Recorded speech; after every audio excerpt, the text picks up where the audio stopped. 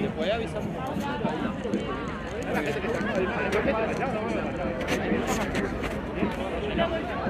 Está lleno.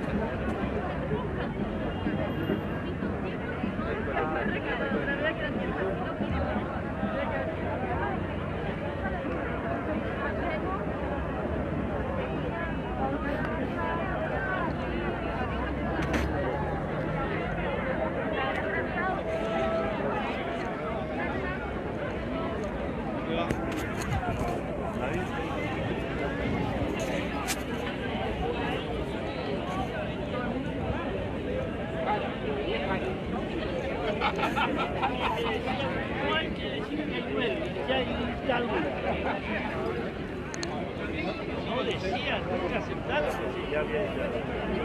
Y por eso quebraron la huelga cuando teníamos fuerza. Pero eso fue lo que liquidó al proletariado. Eso fue lo que mandó. Esa forma de verlo. Buenas noches, compañeros. Buenas noches, compañeras.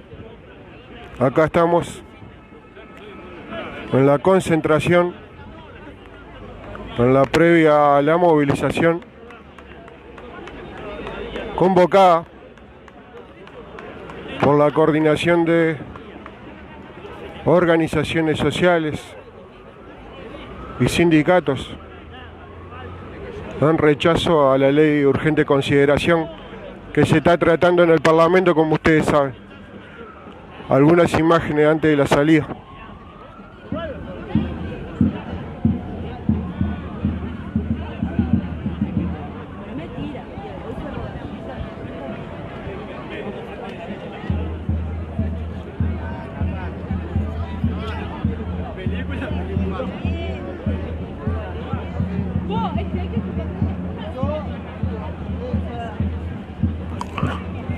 Como pueden ver, bastante concurrida la concentración, muchos jóvenes.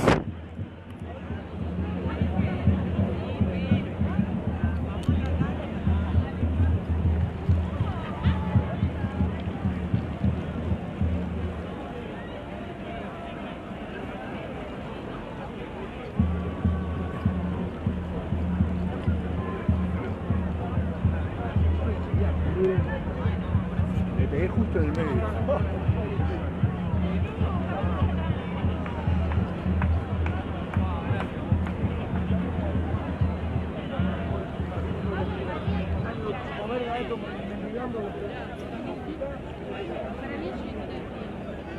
No, mira el número que está.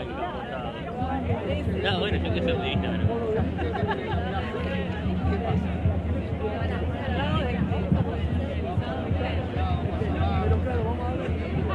Muy buena concentración, compañeros, acá en Plaza Independencia, en la previa a la partida de esta movilización en contra de la ley que se está tratando en el Parlamento.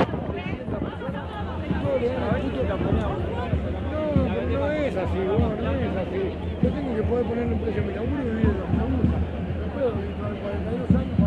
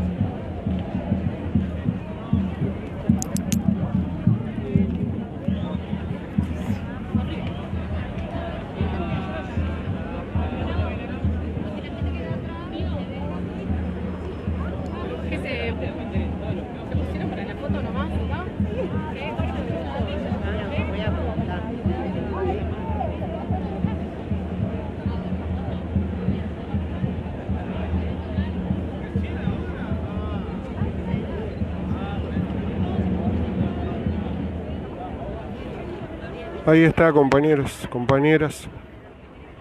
Urgentes son las necesidades de la gente.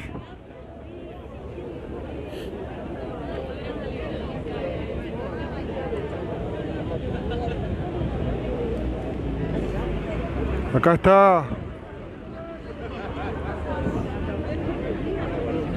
Me da miedo.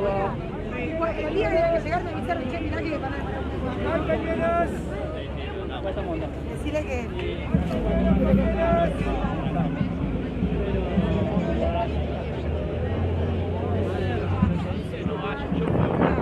Muy bien, acá estábamos en la previa a lo que va a ser una gran marcha, sin duda, con una buena concentración de gente.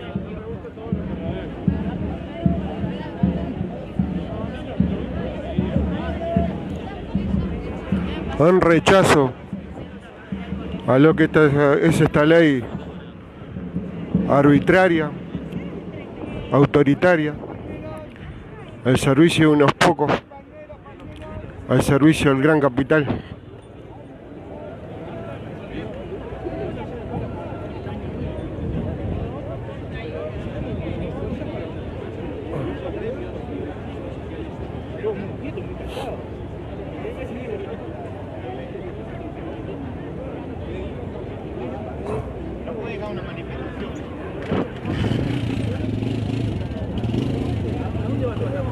Ustedes saben, compañeros, compañeras,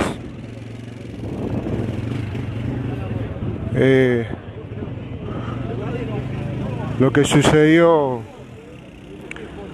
en estas horas de público conocimiento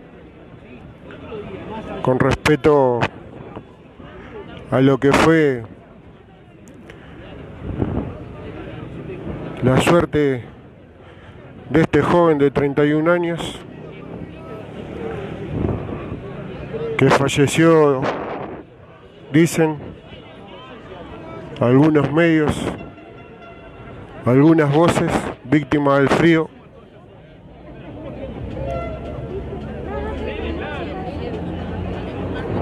Nosotros sin duda pensamos que en realidad falleció víctima del modelo, víctima del sistema, víctima de la deshumanización.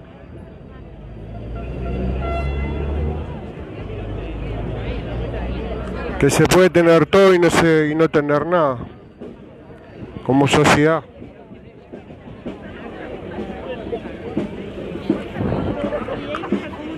Esta ley no resuelve las necesidades del pueblo, las agrava. Agrava una solución efectiva, una solución justa, una perspectiva distinta. Más bien va en la misma dirección política de otras leyes, previa a la dictadura y después de la dictadura también.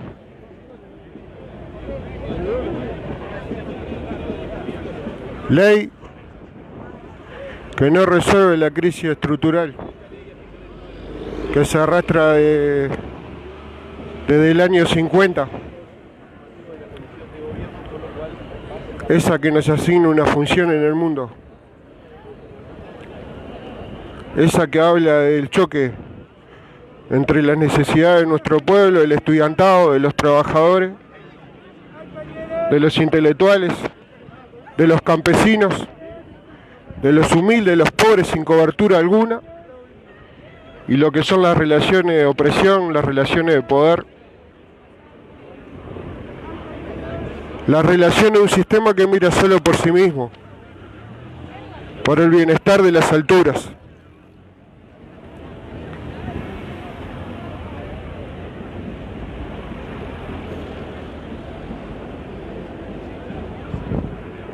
¿Qué respuesta hay en ese articulado a la necesidad de hoy de 200.000 trabajadores en el seguro de paro, con la amenaza de 100.000 despidos.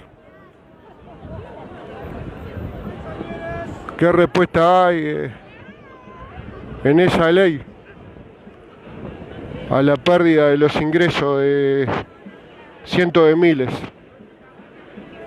Los que lo tenían formal y supuestamente lo tienen en el plano de la formalización, cosa que no desdeñamos, pero obviamente que se ven menguados por el pasaje al seguro de paro, más cuando hablamos de muchos sueldos, ¿verdad?, que están ahí en el límite de la extrema necesidad frente a una canasta básica que sin duda está arriba de los 90.000 pesos.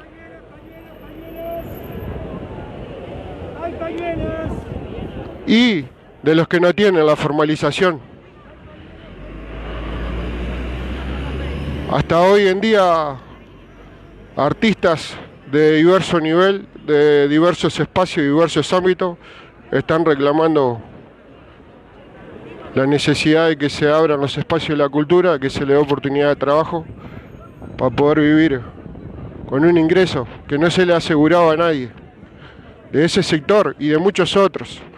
¿Qué hay de respuesta en esa ley a estas necesidades que de verdad son inmediatas?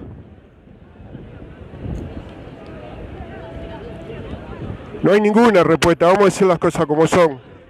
No hay ninguna respuesta.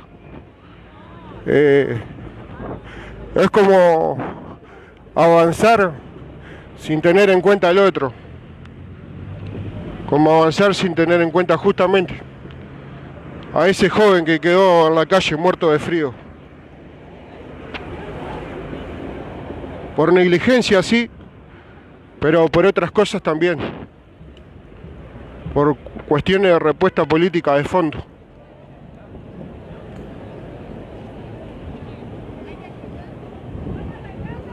Una ley que avanza sustantivamente sobre la educación pública, sobre la seguridad y sobre el derecho de los trabajadores, los estudiantes y el pueblo en general a manifestarse. Y avanza en un sentido represor, restaurador, conservador, negador de la expresión organizada de nuestro pueblo.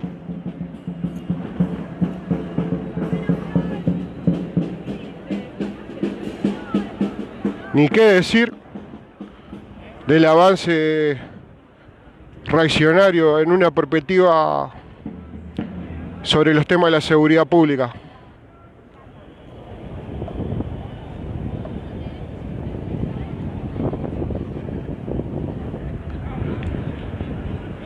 Vinimos en esta marcha a solidarizarnos con todos aquellos sectores inquietos, preocupados,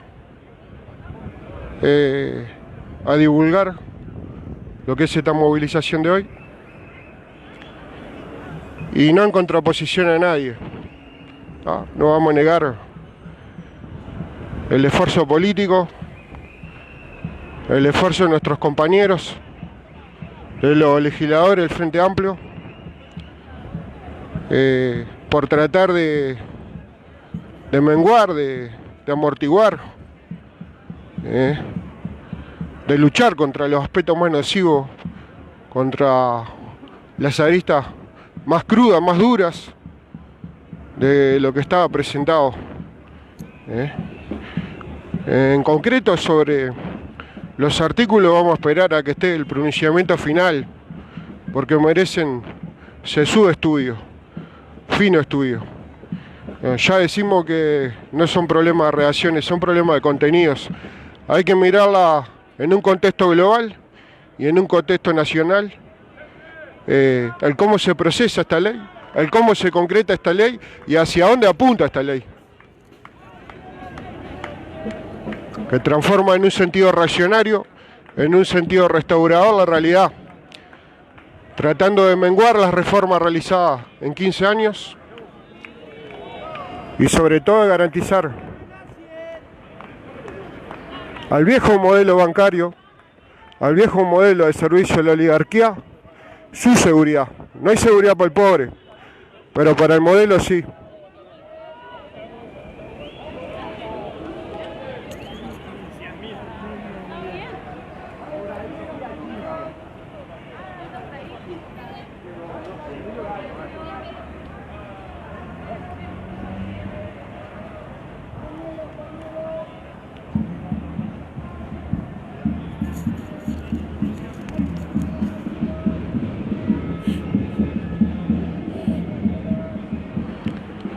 Se termina con la perspectiva de la rehabilitación, de la oportunidad, desde el punto de vista social, desde el punto de vista de una política seria, que tenga en cuenta las causas profundas del delito, de su evolución, del involucramiento del pobre en este drama.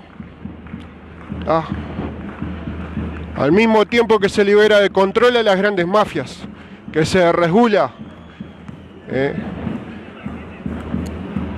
el punto de vista financiero, que es donde se nutren las grandes mafias. No podemos mentirnos con respecto a cómo juegan con las palabras, con los conceptos, para poner la realidad a su servicio.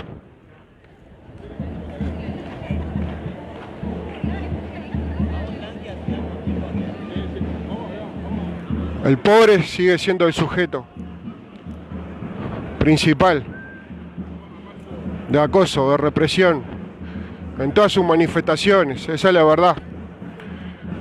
Hay que ver globalmente cuál es el cuadro en que se inscribe la promulgación de esta ley.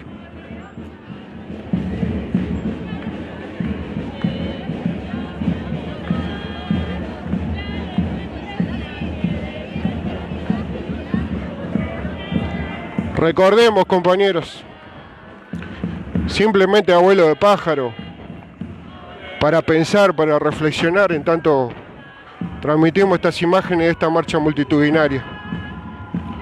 Recordemos algunas cosas.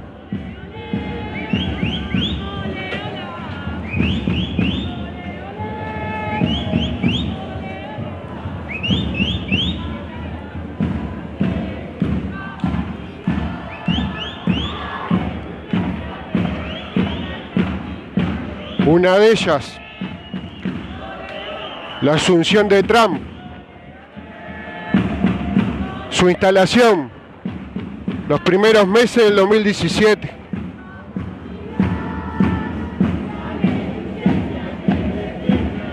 Su política en un sentido regresivo de la historia, de querer echar hacia atrás la rueda de la historia en cuanto al peso de los monopolios y el imperio en la economía mundial, en contra de un mayor intercambio, de una mayor colaboración, de un relacionamiento democrático entre los pueblos. Recordemos la derrota que sufriera el imperio norteamericano en Siria a fines del 2017.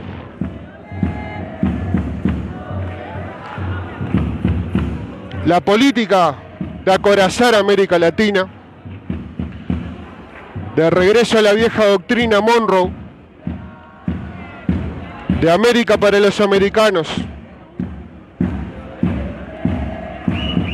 Recordemos el ensañamiento con Cuba, con Venezuela, con Nicaragua, atrás del planteo de liquidar el socialismo en el mundo y en América Latina.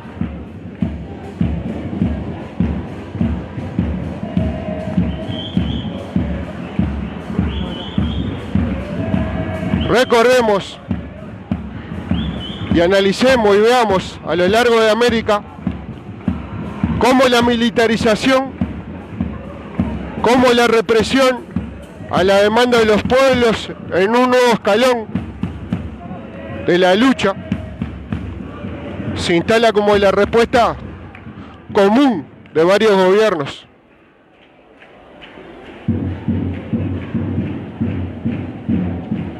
No podemos olvidarnos de lo que ha pasado en Brasil. No podemos olvidarnos de lo que está pasando en Bolivia. No podemos olvidarnos de lo que ha estado transitando Chile.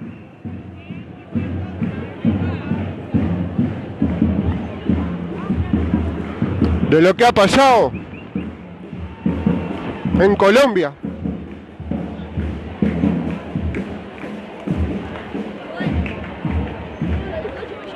No podemos olvidarnos de lo que fue el gobierno de Macri en Argentina. Y entender que el espíritu autoritario, arbitrario, el espíritu conservador, reaccionario, por qué no decirlo, contrarrevolucionario, ha sido lo que ha estado dominando, lo que ha estado tratando de imponerse como respuesta a lo que es la demanda de los pueblos. Y de una u otra manera, algunos procesos populares de avanzada en América Latina que han dejado claro su voluntad de lucha por la soberanía, por la independencia política, económica y por un intercambio sobre otras bases.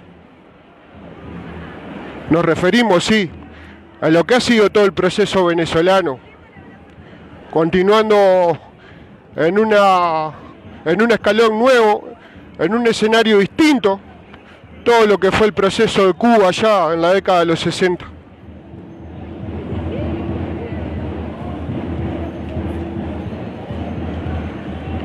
Y hay que analizar estas cosas, hay que decirlas, hay que mencionarlas para poder entender y comprender el espíritu reaccionario.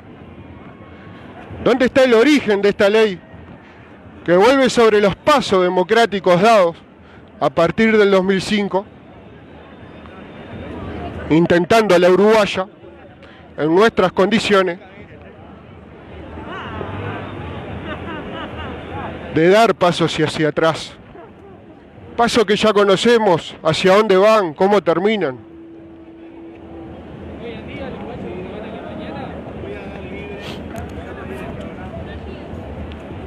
Y no podemos dejar de decirlo. Nos haríamos trampa a nosotros mismos.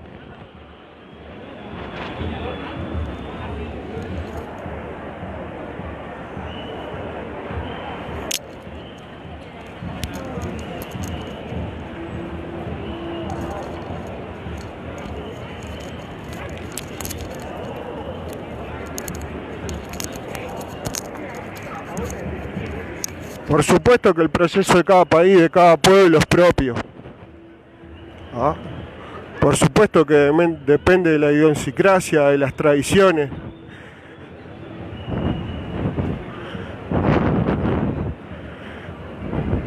De su desarrollo, del estado de su organización, del estado de su conciencia, que no solo incluye a las fuerzas avanzadas, que también hacen a las otras, a su moldeo a través de la historia. Aparte pasaban los camiones. Por algo acá, ¿no? Recordemos, sin ser la izquierda mayoría, el plebiscito de las empresas públicas, sin embargo, en el año 92 se ganó en favor del pueblo, derrotando un proyecto privatizador y restaurador abierto en aquella época, ¿verdad? Porque no solo la izquierda necesariamente contiene todo lo avanzado. El pueblo, dependiendo de su experiencia política, de su formación a través de décadas, también resguarda grandes reservas de lo que tiene que ver con el progresismo, con los mejores conceptos de la democracia, del republicanismo, de las tradiciones cívicas, barelianas, institucionales, en este caso, al referirme a nuestro pueblo. Bueno, en toda América, sin duda, que muchas cosas tienen explicaciones propias, ¿no? La ferocidad de la dictadura pinochetista y de lo que fue el proceso en Chile tiene mucho que ver con la profundidad que había alcanzado el gobierno de Salvador Allende, sin duda. El proceso restaurador fue un proceso violento, en proporción directa a lo que fue aquel gobierno liberador de Salvador Allende. Y volvieron con toda la hazaña, en un régimen que se caracterizó por su represión sangrienta, salvaje, sobre el pueblo chileno, que hasta el día de hoy la paga con una constitución que no ha podido modificar, por muchas razones, pero que tiene que ver también con eso, con la dureza de lo que fueron los enfrentamientos de antes.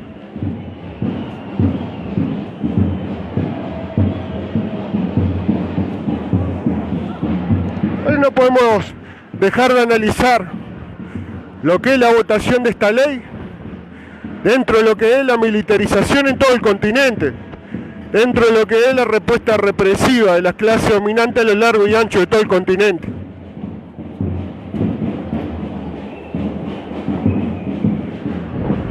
Y más allá de que el proceso a nivel nacional tenga su propia característica, la lucha es continental, porque la lucha es contra el imperialismo y su política, que es un imperialismo en decadencia, que Trump es la viva expresión de la descomposición ideológica y política y económica del imperio norteamericano. Esa es una verdad.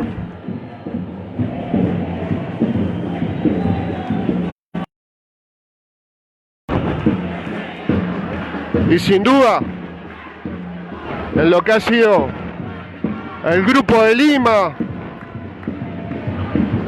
su complicidad con Almagro, el doble rasero que ha aplicado en las nuevas condiciones, en su agresión sin escala a Cuba, a Venezuela, a Nicaragua, en su omisión con respecto a los dramas de nuestros pueblos. Mucho está eso. Su servilismo ideológico y político al monopolio del norte. Hace ya rato que las oligarquías de nuestro continente no tienen proyecto propio, no tienen aspiraciones propias, no forman parte de ninguna reivindicación nacional. Simplemente prorrogan su statu quo, su bienestar, a partir de replicar en las condiciones nacionales lo que es la política del imperialismo norteamericano.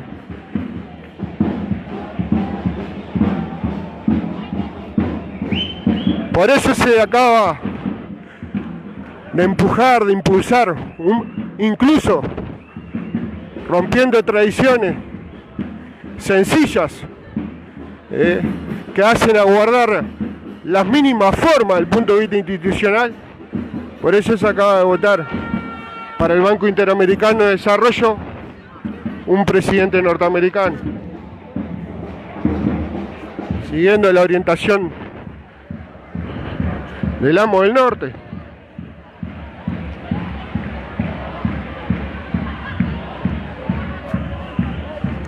Inmensa la movilización, muchos jóvenes,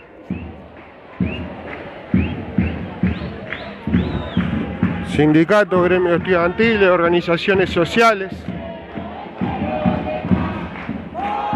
manifestándose en rechazo a la ley de urgente consideración,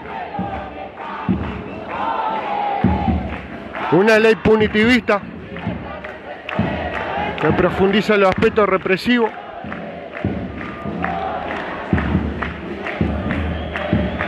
privatizadora, concentradora,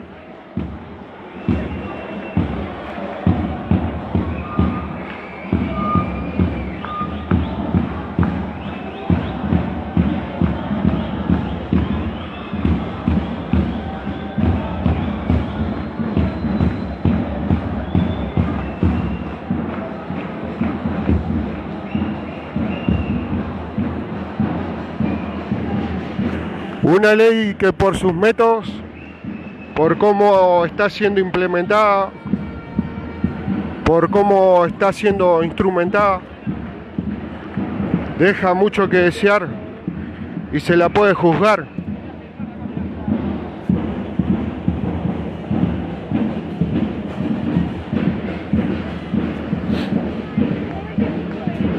El fin no justifica los medios. Esa es la verdad. Si para determinados fines precisás de determinados medios, es porque tus fines no son muy buenos, que digamos.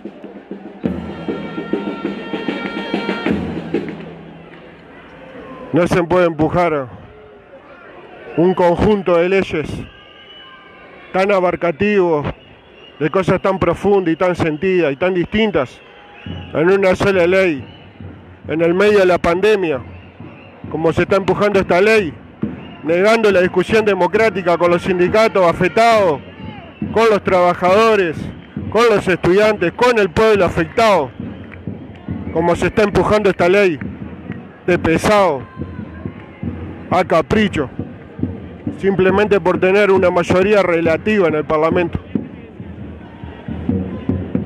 Cuando el propio presidente se sabe que tuvo una base de 28% de votos.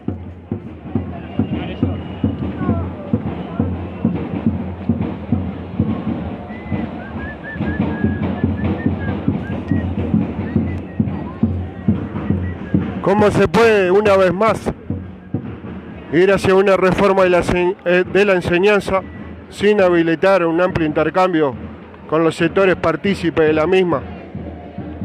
Nos referimos a los docentes, a los no docentes, a los estudiantes, a los padres. ¿Cómo se puede? Preguntamos. No habilitar, si se quiere de verdad, la mejor de la síntesis, si se quiere de verdad, el mejor resumen, si se quiere de verdad que los trabajadores respondan por convicción, respondan por comprensión y no por garrote a la realidad.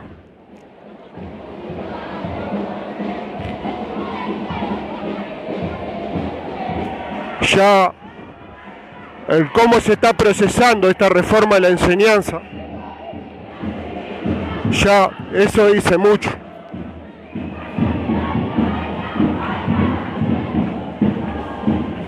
Además está decir que esta reforma de alguna manera militariza la enseñanza. Ojo, que eso no es sinónimo de ninguna estabilidad, nunca lo fue, es una mentira, es la militarización de la sociedad en todas sus formas. La militarización de la enseñanza en particular. Eso no trae ninguna estabilidad. En un pueblo inteligente, en un pueblo consciente, en un pueblo con muchísimos elementos y con una experiencia importante desde el punto de vista histórico, de tradiciones democráticas, en un movimiento intelectual, en un movimiento estudiantil, en un movimiento docente que tiene una cultura importante gestada a lo largo de décadas. Eso no es querer apostar a ninguna estabilidad. Eso es promover el desorden.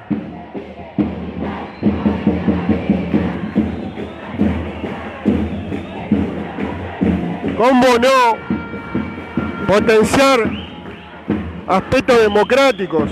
¿Cuál es el balance de 15 años? Independientemente de que haya sido el Frente Amplio quien gobernó, o con el hecho de que fue el Frente Amplio que gobernó, pero con el trabajo de los docentes, con la participación del estudiantado, ¿cómo no abrir la discusión? ¿Cómo no consultar a los involucrados y preguntarles cuál es la síntesis, cuál es el resumen, cuáles son las conclusiones con respecto a la enseñanza? ¿Hemos avanzado o no?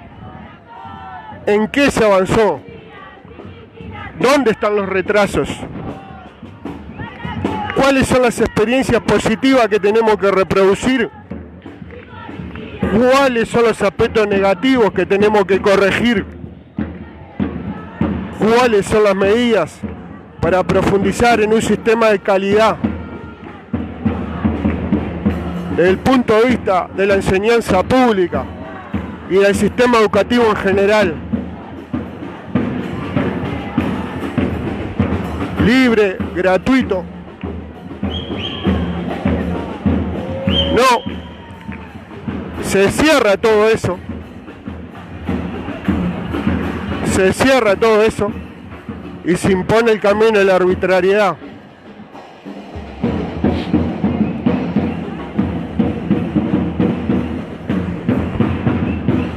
Dicen, vamos a resolver la enseñanza con mano de hierro, poniendo direcciones unipersonales, terminando con direcciones colectivas.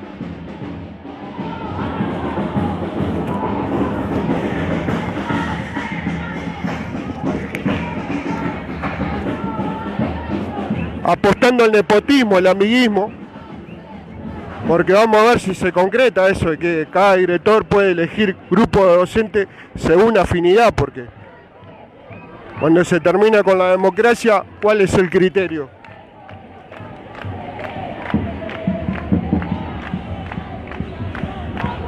Si se termina con las direcciones colectivas y se impone direcciones unipersonales, se termina con la posibilidad de la oposición de criterios, de la oposición de ideas, frente a un mismo estatuto, frente a una misma política, frente a una demanda particular.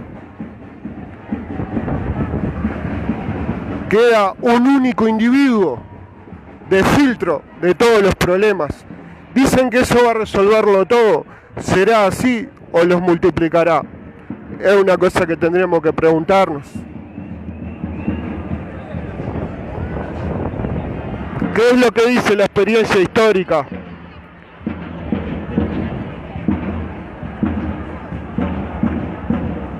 ¿Dónde está el cogobierno estudiantil tan reclamado a lo largo de décadas por el estudiantado?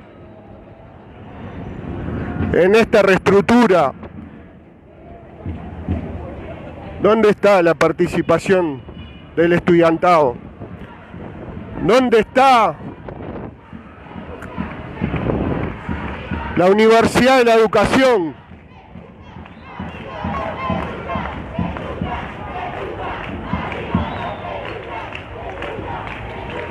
¿Y quiénes son los que se benefician?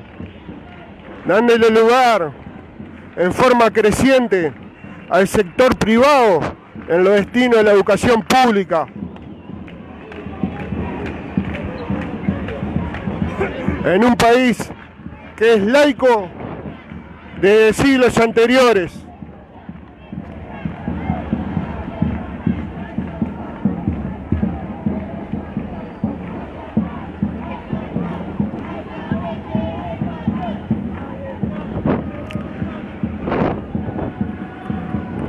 Sin duda, ni que hablar del desvío de fondos. Las becas pueden ser un elemento positivo, que tendrían que ser un elemento complementario y accesorio al presupuesto general de la enseñanza y su fortalecimiento. Ahora, también pueden ser utilizadas como un elemento de desvío de fondos hacia la enseñanza privada.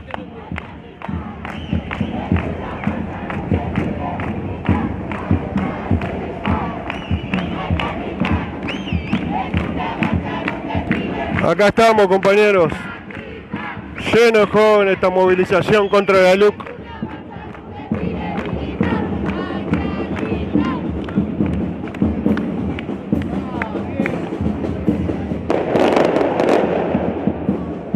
En reclamo, como toda la vida, de participación en la discusión, en el moldeo de la realidad, en la transformación de la misma.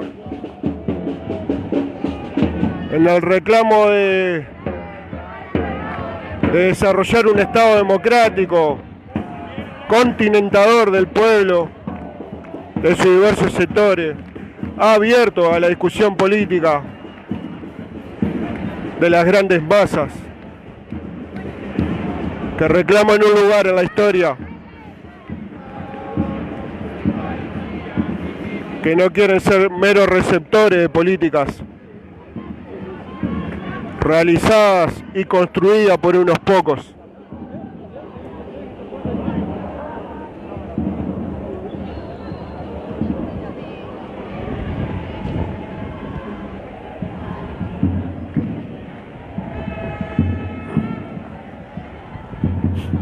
La enseñanza es uno de los grandes ejes, de las grandes aspiraciones que contiene la LUC, su militarización, al tiempo que se le da en forma creciente espacio a los sectores privados en el destino de la misma.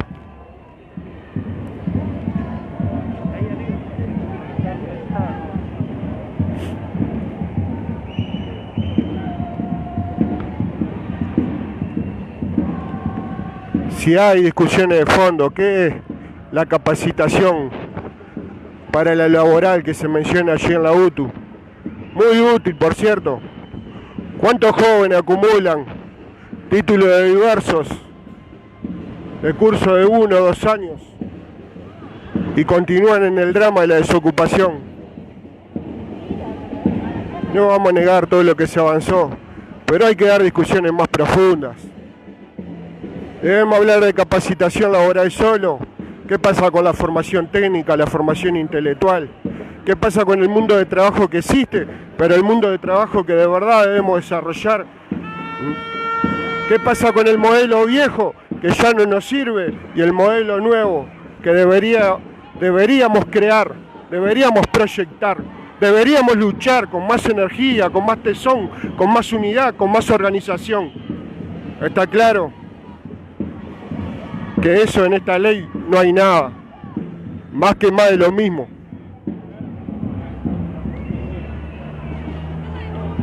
Los gurises mirando ahí.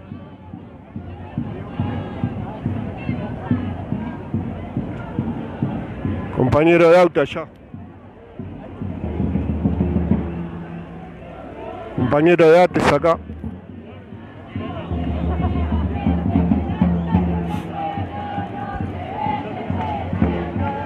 Por cierto, son mucho las temáticas a abordar, a debatir y a discutir, que en forma parcial, en forma diríamos ordinaria, apresurada, se abordan acá para avanzar en el medio de la pandemia en una reestructura con criterios neoliberales.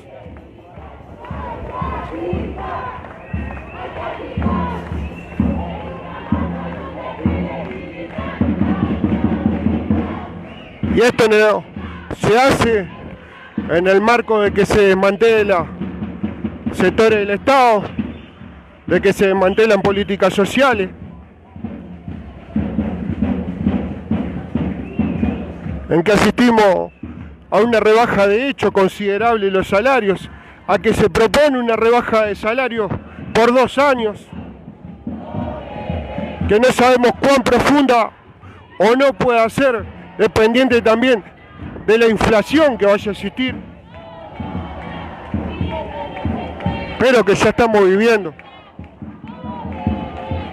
con 100.000 personas en ollas populares.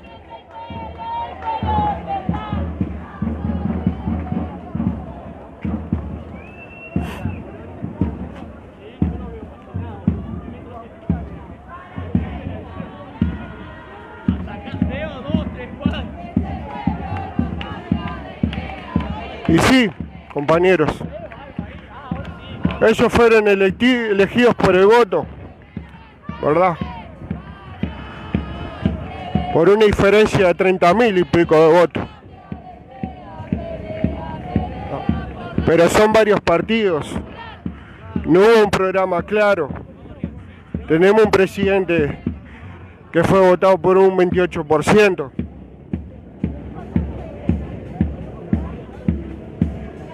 La unidad política de ellos se debe tejer todos los días, aunque sean a una clase de unos pocos que represente.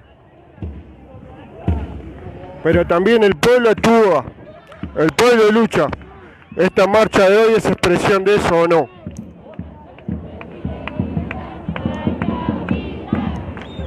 El pueblo en el Parlamento, el pueblo en la calle, tratando de incidir por una salida justa, para que la crisis no la paguen los trabajadores, no la paguen los estudiantes, no la paguen los humildes, no la paguen los sencillos.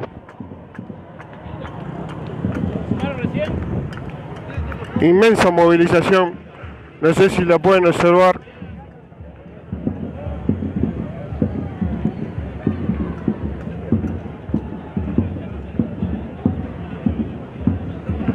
Vamos compañeros, sí, a no rendirnos, a no bajar los brazos.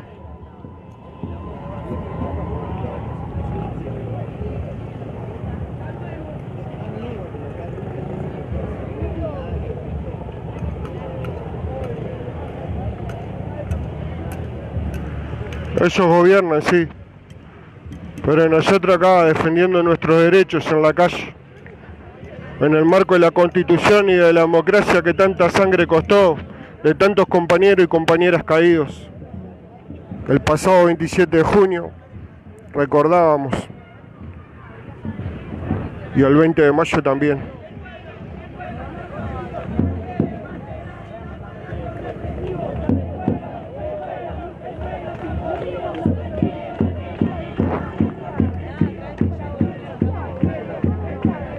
Inmensa movilización, gran movilización.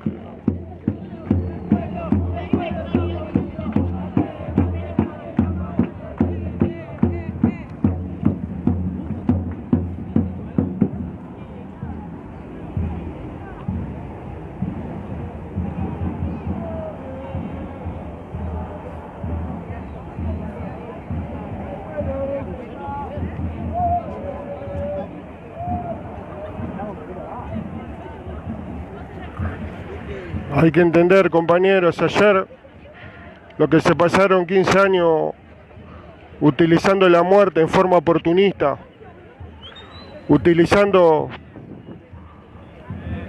cada situación compleja, cada situación dramática, para hacer política menor, para generar terrorismo a través de los grandes medios. Y todo eso acompañado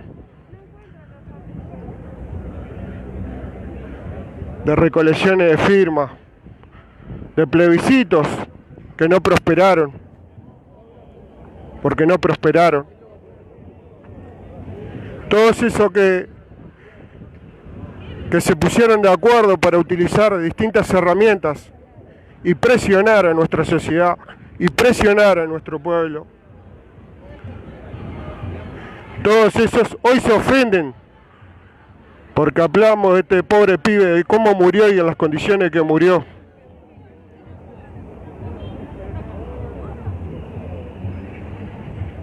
No, compañeros, tenemos derecho a hablar, como pueblo en general. Y nosotros como Liberarse, que hemos sido críticos, unitarios, pero críticos, tenemos derecho a hablar y no nos vamos a callar.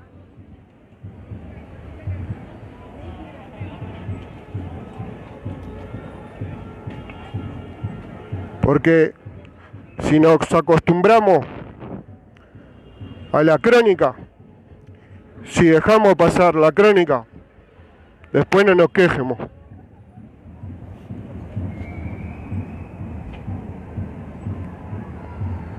Después no nos podemos quejar. No podemos quejarnos por el deterioro de las condiciones de existencia, de las condiciones institucionales, de las condiciones democráticas, de las condiciones generales. Si tenemos conciencia y no actuamos frente a la realidad,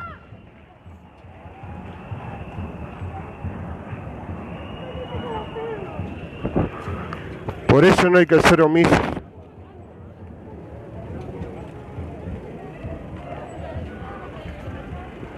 Con modestia, analizando con seriedad los hechos, con serenidad los hechos, pero con profunda humanidad, con profunda sensibilidad, con profunda firmeza. No podemos ser omisos. Hay que tomar partido.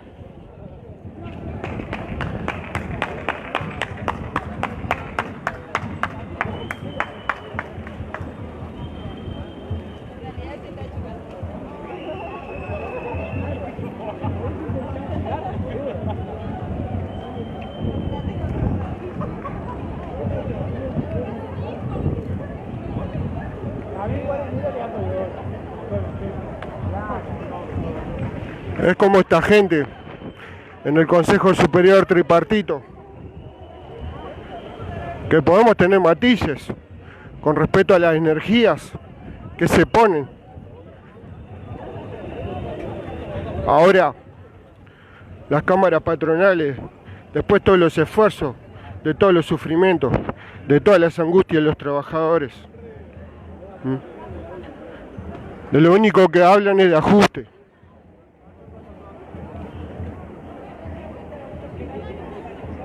Ahora ya no quieren mencionar el tema del aumento del salario real, sino que le quieren arrebatar derecho conquistado a los trabajadores. ¿Cuánto representa un presentismo en el bolsillo de un obrero, de un trabajador, de un obrero de la construcción, de un trabajador del comercio? ¿Cuánto representa ese beneficio para el obrero, para su familia? Una canasta de útiles escolares. ¿De qué estamos hablando, compañeros? ¿De qué estamos hablando, compañeras?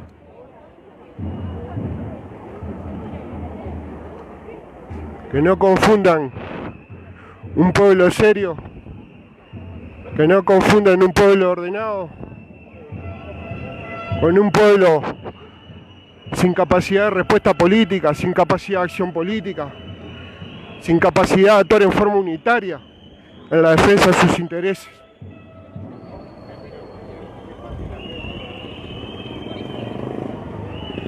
Por eso estamos acá, uniendo, divulgando esta gran movilización.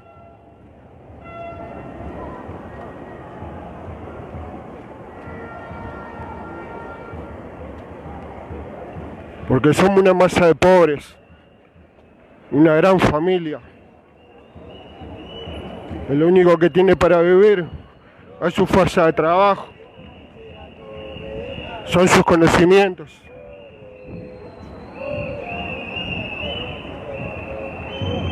Y porque la salida del ajuste no es la única posible.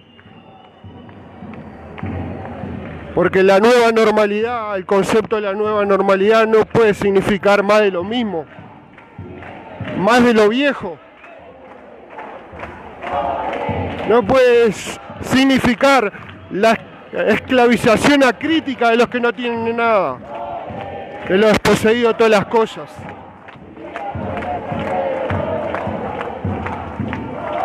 No puede significar la imposición, la arbitrariedad, el despotismo, el ninguneo, la indiferencia. No puede significar que un joven se muera en la calle a la vista de todos y el Estado y la sociedad no actúen.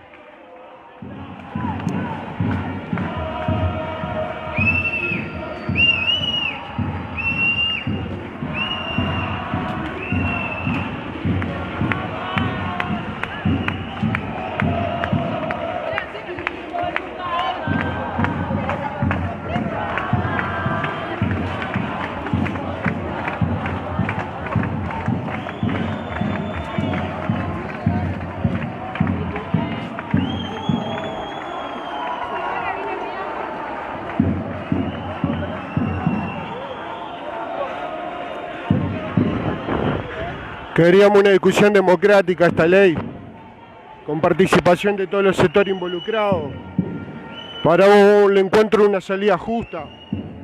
Queremos una discusión democrática de la ley de presupuesto, para analizar todas las posibles salidas, para encontrar las mejores salidas.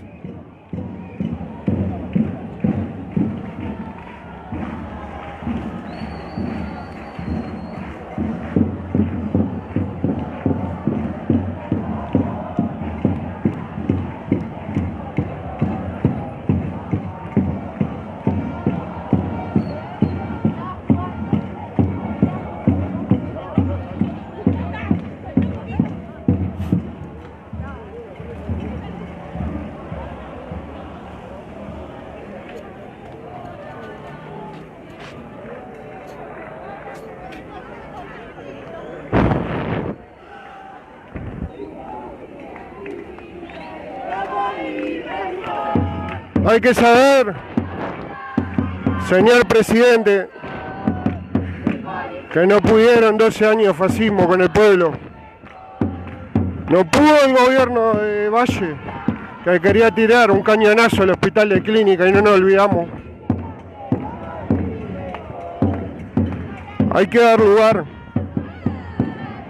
al criterio distinto, hay que dar lugar al matiz, hay que dar lugar a la otra opinión. Si todos los días nos llenamos la boca con la palabra democracia.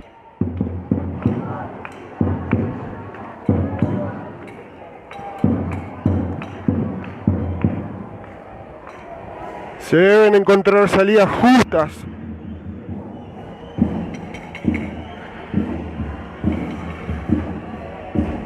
Y no avanzar en proyectos regresivos, restauradores, conservadores al servicio de minorías.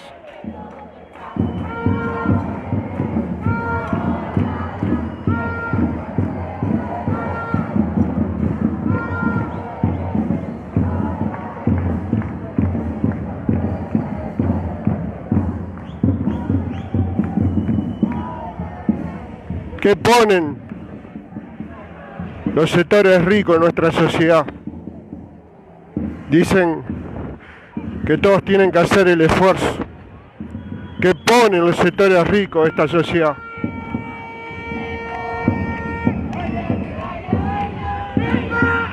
Este modelo librecambista lo practicó Macri a lo largo de 5 años. Abrió Argentina en el medio de la guerra comercial, de la guerra política que Trump libra con China.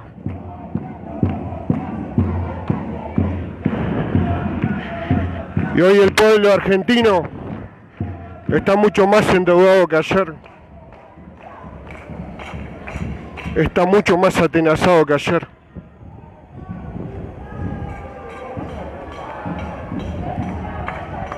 Y se quejan por las medidas que toma Fernández, que tiene una realidad más complicada que la de ayer y que no se resuelven con palabras.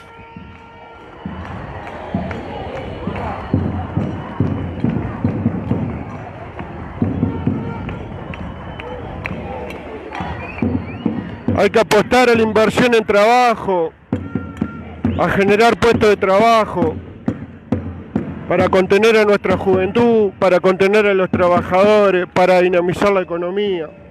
Hay que apostar a la inversión en obra pública.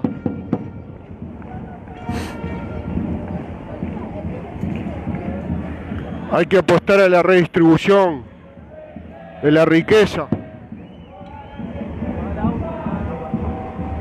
Hay que apostar a un impuesto a los más poderosos.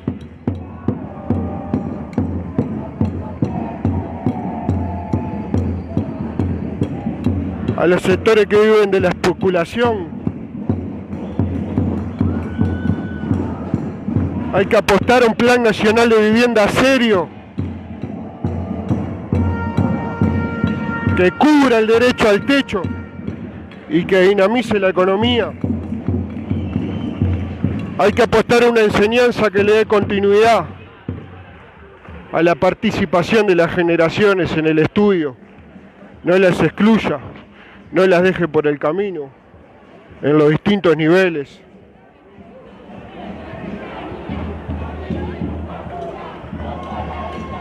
Hay que apostar al intercambio, a la formación de la masa crítica intelectual, no a que se divida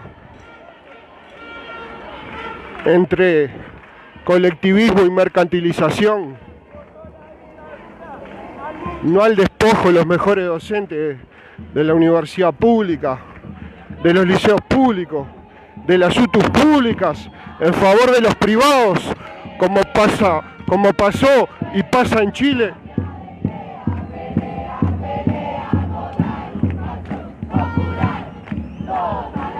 Hay que tener un proyecto para todo nuestro pueblo, no para unos pocos, señor presidente.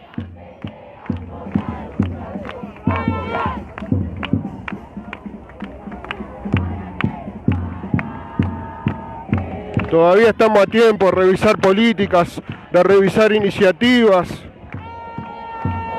de contemplar a la mayoría.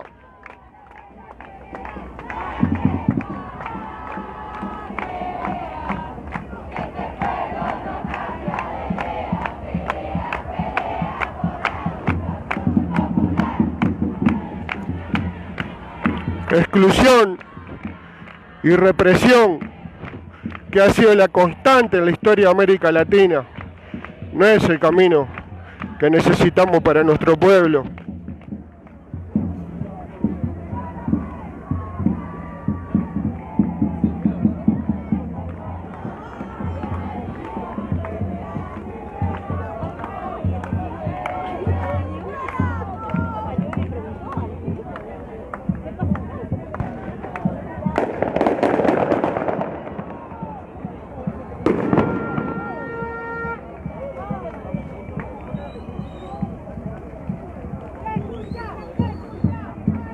Acá, lleno de juventud, que pide un proyecto que la contenga, que la contemple, que le dé lugar, que no la excluya, que no la expulse del país, que la forme, que la tecnifique, que le dé salario, que le dé techo, que le dé seguridad social.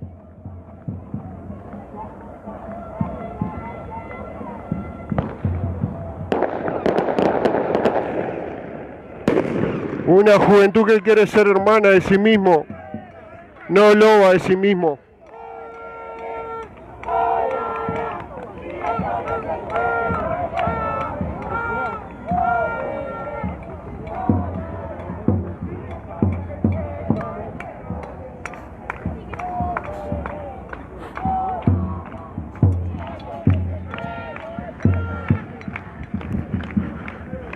A los compañeros, a las compañeras de todas las fuerzas sociales, de todas las fuerzas políticas, ancladas en los intereses de los trabajadores, de los humildes, de los sencillos, concertemos por unidad la lucha, detrás de la plataforma, detrás de una perspectiva de salida justa a la crisis.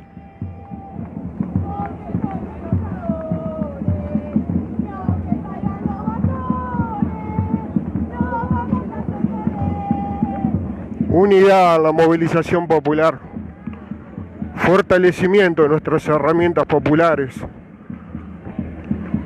los partidos del movimiento obrero, las organizaciones sociales, nuestra central única de trabajadores, el Frente Amplio.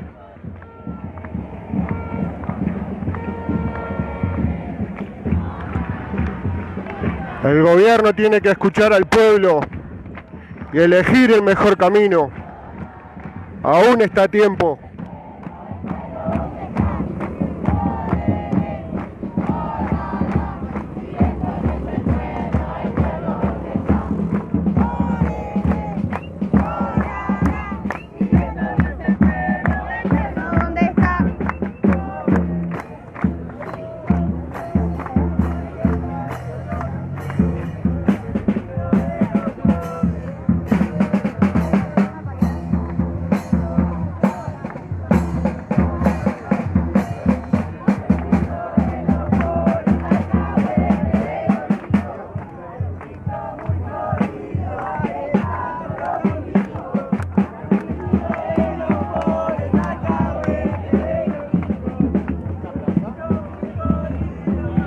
Aquí estamos, compañeros, compañeras, multitudinaria movilización contra la LUC que partió de la Plaza Independencia.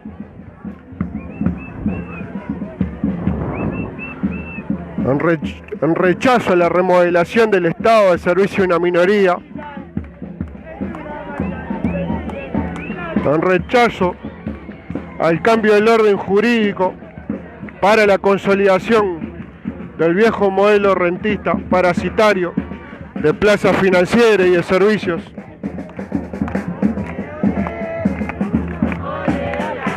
En defensa del país de trabajo, del país productivo, con justicia social. En solidaridad con la plataforma La Intersocial.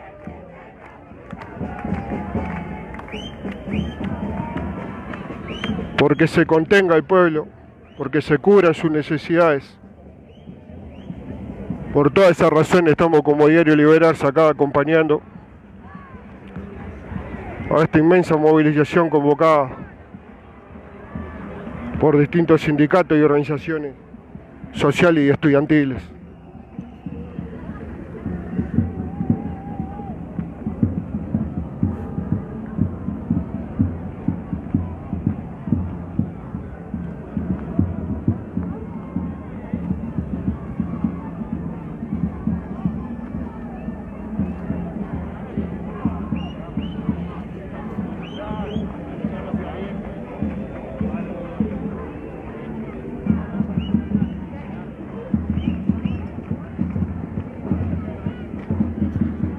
Ni cárcel, ni bala, ni garrote para la juventud. Amor, trabajo y educación.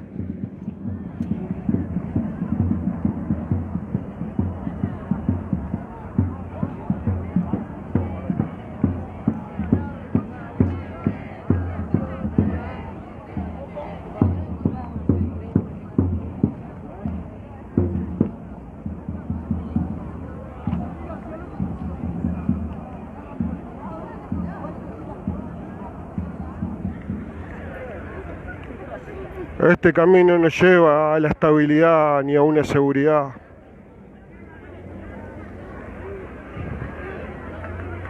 El camino de un modelo para unos pocos desestabiliza, genera inseguridad.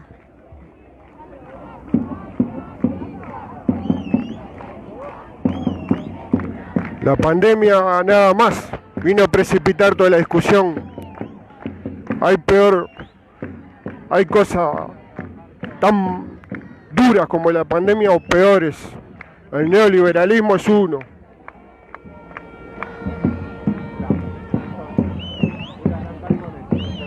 El neoliberalismo hecho ley, el neoliberalismo hecho política, el neoliberalismo hecho cultura, el neoliberalismo hecho método. Eso es peor que la pandemia.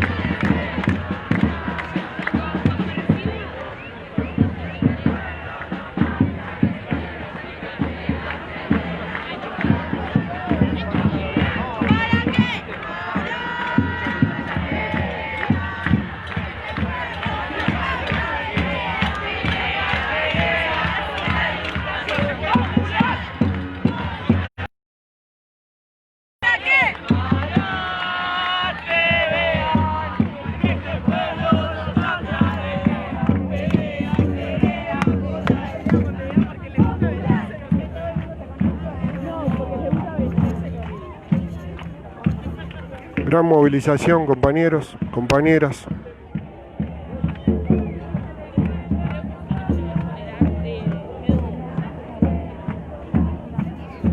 Una marcha prolija, serena, pero firme.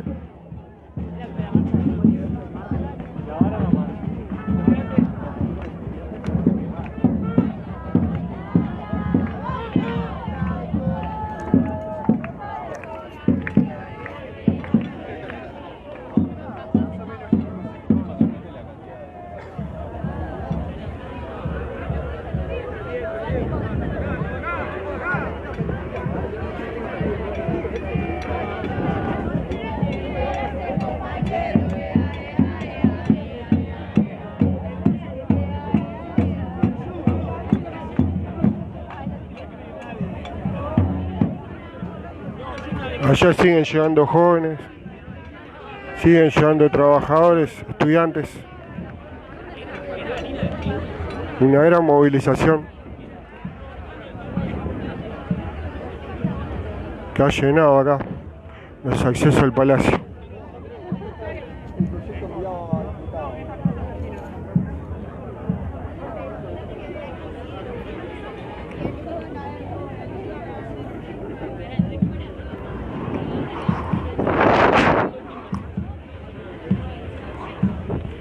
Muy bien, compañeros, compañeras.